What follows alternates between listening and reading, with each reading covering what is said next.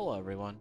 So recently I've gotten some questions regarding the DPS of Reflux skills in comparison to one another. The people want to know where to place their gems for the most amount of damage, and understanding how your skills stack up to one another is kind of important for them. So I decided to collect some data on the most commonly used skills in the instant cast build and compare them with one another. Now this video will not be covering the Swiftness Piano build, nor the casting build.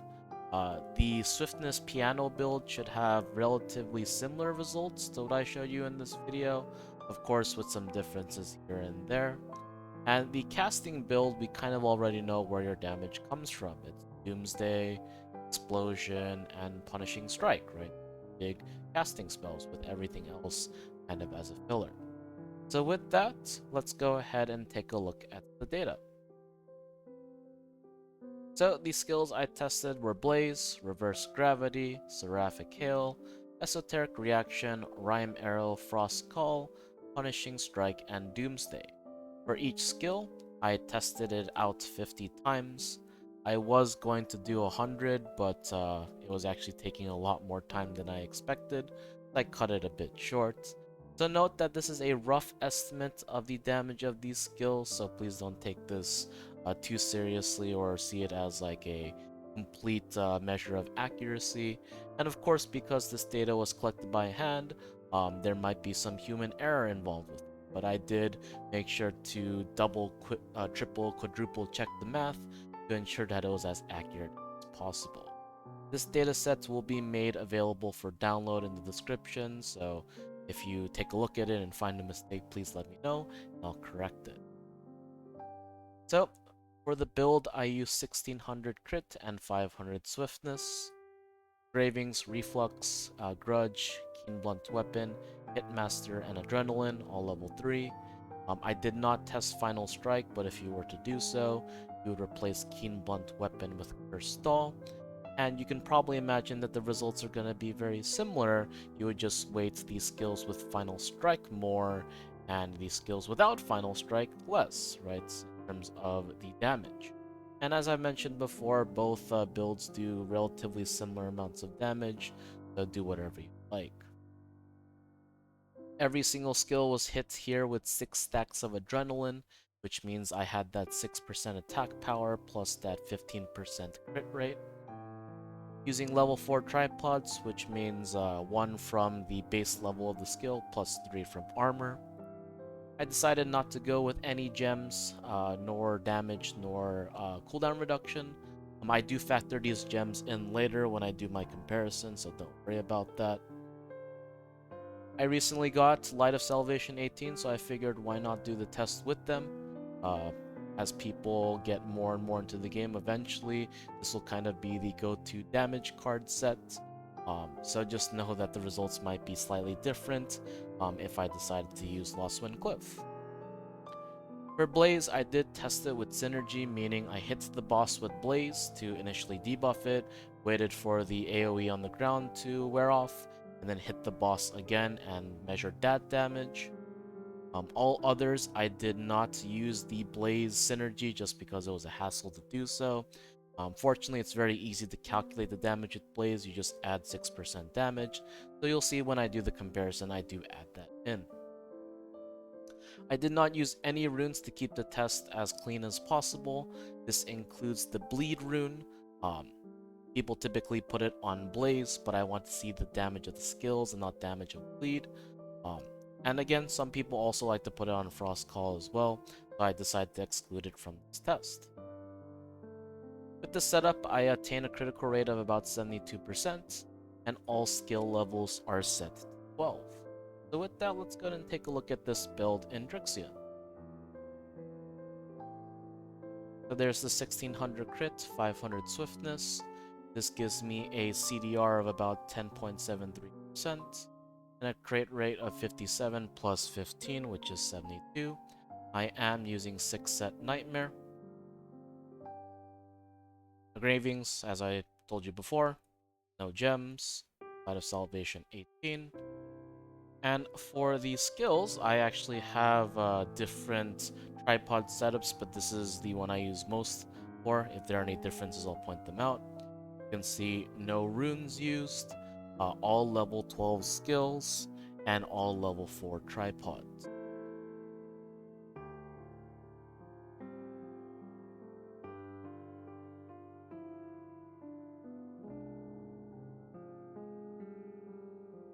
It is worth mentioning that I use a different tripod setup for Frost Call.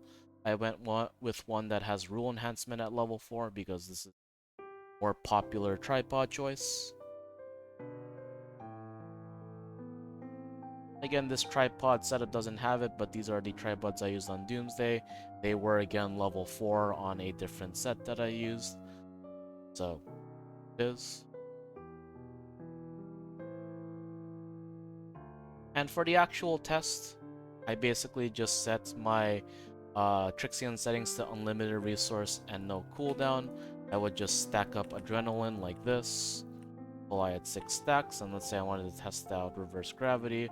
I would go up to the boss, start the test, and then just make sure that adrenaline is maintained during the test by just casting away from the boss.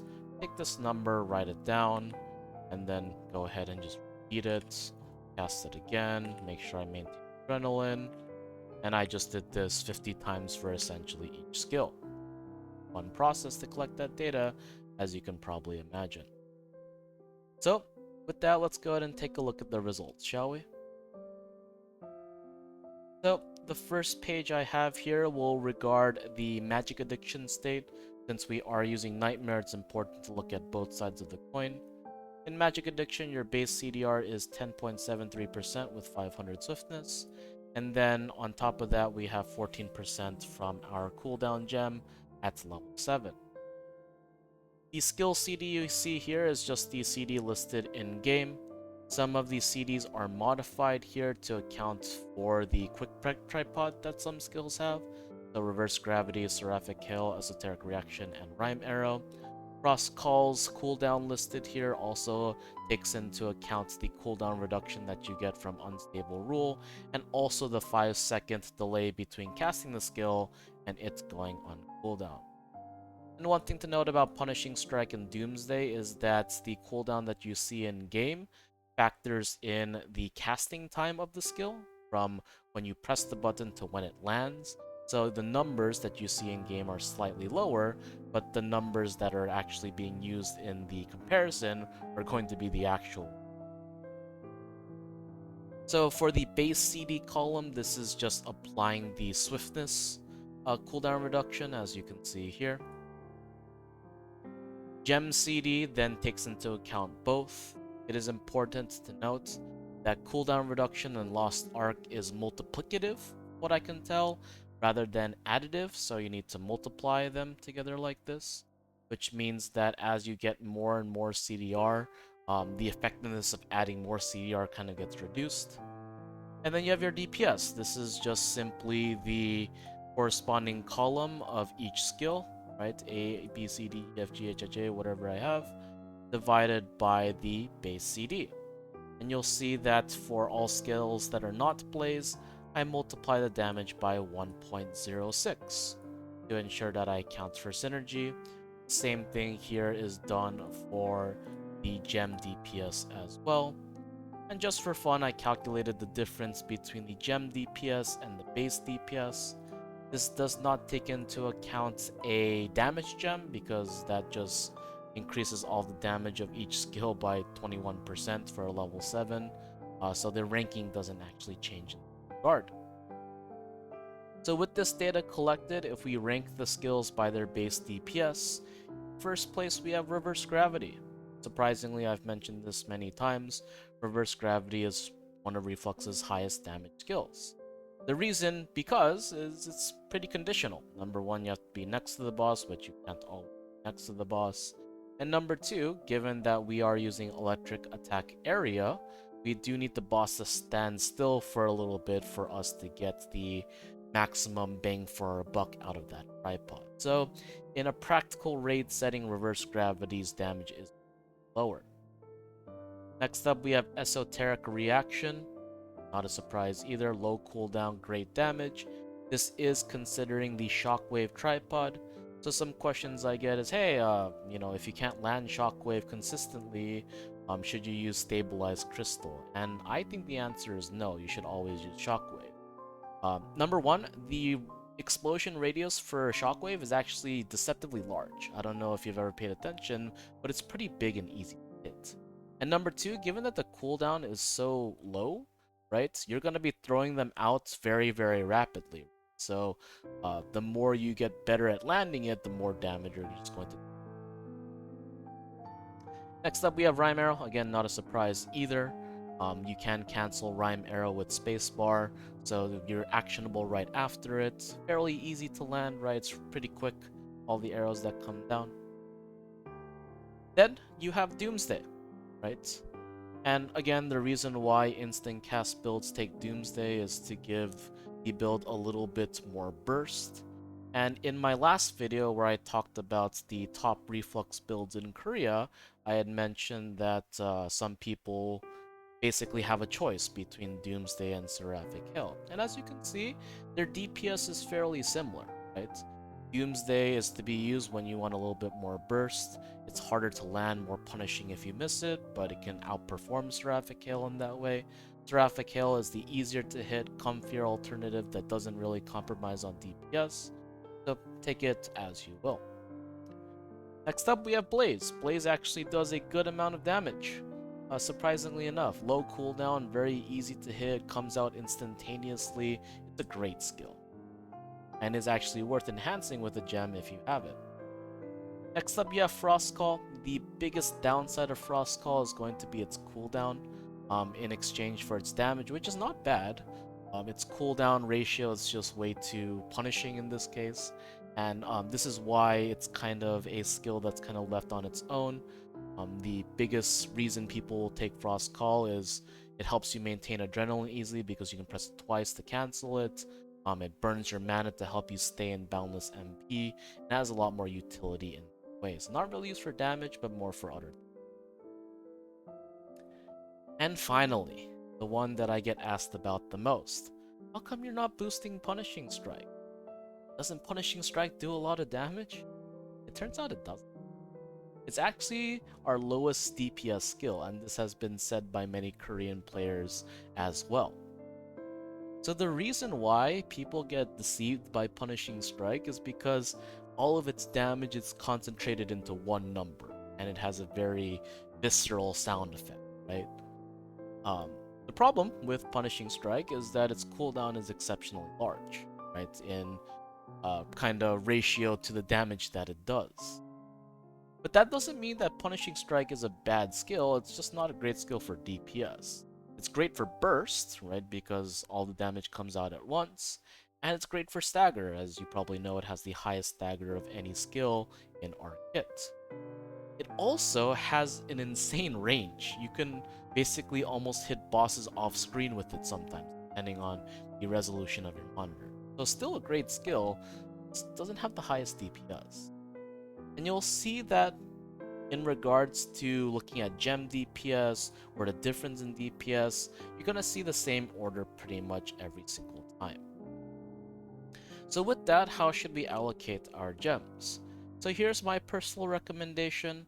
I would put both a damage and a cooldown gem on Reverse Gravity, Esoteric Reaction, Rhyme Arrow, Doomsday or Seraphic Hail depending on which one you're running, and Blaze. The last gem is personal preference. Most people go with a damage gem on Punishing Strike to kind of reinforce that burst damage. But if you want Punishing Strike to be up more often, consider a cooldown gem. Or you can also put something on Frost Call if you want just something a little bit more consistent and a little bit more constant. Really up. Alright. So with that, let's go ahead and take a look at what this breakdown is when we are in Boundless MP. So in Boundless MP, we do lose 30% damage from Magic Addiction, but instead we gain Boundless 1, which is 20% CDR, and Boundless 2, which is 50% CDR. So you'll see that the base cooldown takes into account the swiftness, and both Boundless and enhanced boundless. The CD gem, as you can probably imagine, accounts for everything here. And as before, these are all calculated in the exact same way. You will notice here that I am multiplying these numbers by 0.7 to indicate the loss of 30% damage. Despite that, you will see that if I kind of tab between the two pages, the numbers in Boundless MP are in general higher, right? As you can see here, right? Not by like a lot, but by a decent amount. And so a lot of people also ask the question, hey, what should we prioritize, being in Magic Addiction or Boundless MP? And for the instant cast builds, if you can get good uptime, Boundless MP will do more damage. But if you're trying to send some burst and phase a boss to the next mechanic or something like that, then Magic Addiction is probably better. And in a practical raid fight, you're going to be alternating between the two anyway. That's kind of how the set works, so I wouldn't fret about it much. Push damage when you can, burst when you can, and you'll see that even in Boundless MP, the order is exactly the same. Burst Gravity, Esoteric Reaction, Rhyme Arrow, Doomsday, Graphic Hail, Blaze, Frost Call, and Punishing Strike. The relative differences might be slightly different, but the order is still relatively the same. And to this one, I did add a DPS percentage, so if you want to see an actual breakdown of how much each skill does relative to our entire DPS, here it is, right? You can see that most of them, are fairly close to 10%, right? There's not a huge difference here, right? I guess between Punishing Strike and Reverse Gravity. Do know that this breakdown does assume the most ideal conditions of hitting every single skill. And I'll tell you right now, it's a lot easier to hit Punishing Strike than it is Reverse Gravity for damage.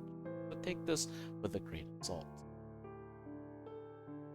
So, this is kind of a breakdown of the DPS of each skill.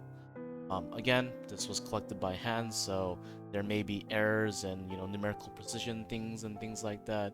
If you're the kind of person who likes to check things and wants to play with my data and see if there's anything wrong, I definitely welcome that, and please post a comment down below if you have found something or you have other insights that you would like to share. I definitely learn a lot from you guys when you do post in the comments. I appreciate them. So with that, that's all I have for you today. And I'll see you in the next one.